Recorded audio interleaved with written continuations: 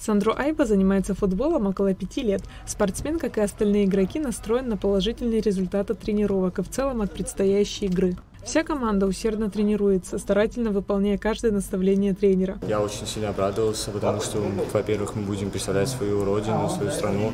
Настрой у нас у пацанов очень хороший, у пацанов горят глаза, это очень хорошо, это самое главное. Так, готовы побеждать. Самое главное – победа, победа, победа. Тренировки у команды двухразовые, то есть проходят утром и вечером. Герман Кутарба, главный тренер ФК «Апсны», рассказал, что по плану у команды длительный цикл такой подготовки, но ближе к матчу тренировки будут одноразовыми, технического и тактического характера. Очень приятно было, что у нас наконец-то состоялось такое дело. Есть такой для ребят стимул, есть команда, которая может выступать на уровне хотя бы медиалиги, российской медиалиги. Это небольшой трамплин для тех, кто хотел бы себя проявить. Наши парнишки будут на виду.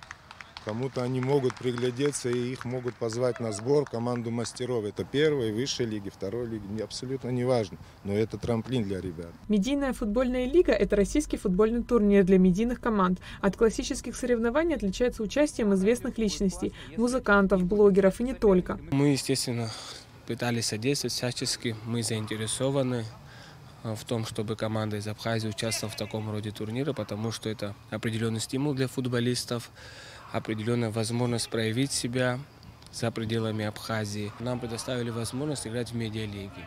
С точки зрения медиалиги это не только фундамент и платформа для футболистов, в то же время это большая возможность рассказать о Абхазии с хорошей стороны, показать российской публике, что такое Абхазия, рассказать о ней, показать наши традиции.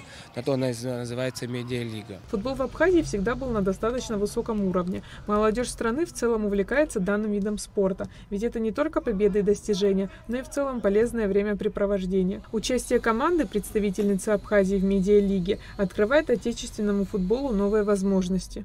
Впервые об участии команды из Абхазии в медиалиге заговорили в конце прошлого месяца, когда президент Бадра Гунпа принял Дмитрия Картава, спортивного директора медийной футбольной лиги.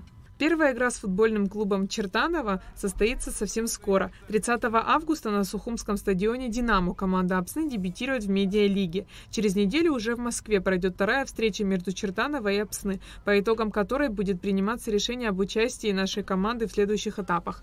Айлита Арутюнян, Алексея Гухава, Абхазское телевидение.